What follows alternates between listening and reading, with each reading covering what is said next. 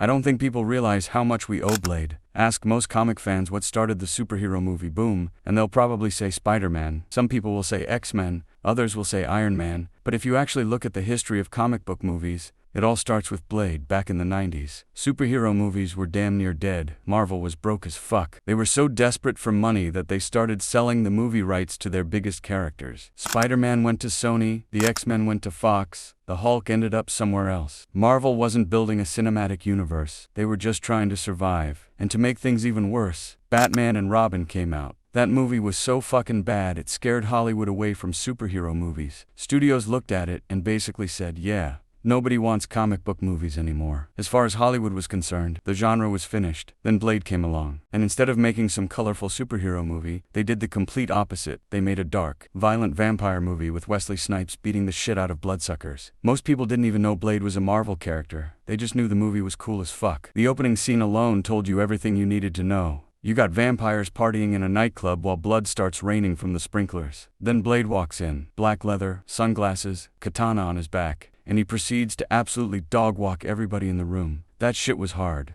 The movie had insane fight scenes, gunfights, sword fights, martial arts, and it never felt cheesy. It felt like a real action movie that just happened to be based on a comic. And that's exactly why it worked. Then something crazy happened. Blade made a shit ton of money. Hollywood saw that and realized maybe comic book movies weren't the problem. Maybe they had just been making bad comic book movies. That completely changed everything. Fox looked at Blade and finally had the confidence to make X-Men. Then X-Men blew up. Sony saw that and said, alright, let's make Spider-Man. Then Spider-Man became one of the biggest movies ever, and while all of this was happening, there was one guy paying very close attention, Kevin Feige, before he was the head of Marvel Studios. He worked on movies like Blade and X-Men. He watched all of this happen firsthand. He saw what worked, he saw what didn't, and years later, he took those same lessons and used them to build the MCU. Think about that. Without Blade proving comic book movies could actually be cool, there's a good chance X-Men never gets made. Maybe Spider-Man never happens. Hell, maybe there isn't even an MCU. That's why I think Blade deserves way more respect than he gets. Everybody gives Iron Man credit for starting the Marvel Cinematic Universe. And that's fair. But Blade is the reason Marvel even got the chance to make Iron Man in the first place. Without Wesley Snipes putting on those sunglasses, grabbing that katana, and showing Hollywood that comic book movies could actually be badass, comic book movies today might look completely different.